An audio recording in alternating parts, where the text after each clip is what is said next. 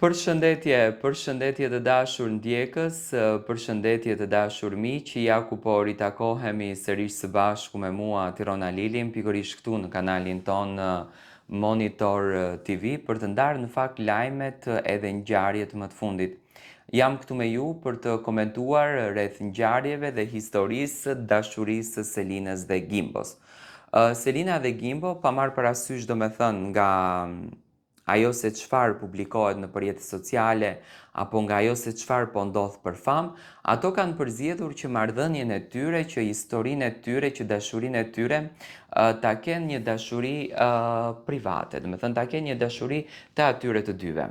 Më pëlqen si çift, po të marrim një çift të thjeshtë dhe një çift të përditshëm dhe të krahasojmë me Selinën dhe me Gimbon, janë pothuajse të njëjtë, janë shumë modest, janë shumë për njëri tjetrin dhe këtu shoh në fakt një çift i cili po ndërton një histori dashurie shumë të bukur.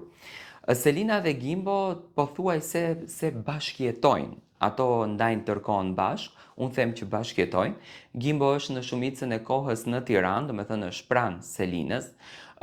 Ndajnë shumë kohë të bukur bashkë, janë 100% në të gjithë kohën bashkë. Udhëtimet i bëjnë së bashku, në shumicën e rasteve edhe nëpër koncerte që Gimbo ka patur, që në fakt kanë qenë 2 apo 3 koncerte pas përfundimit të Big Brotherit, ku Gimbo ka qenë personalisht i ftuar si DJ, në 2 raste është shoqëruar nga Selin.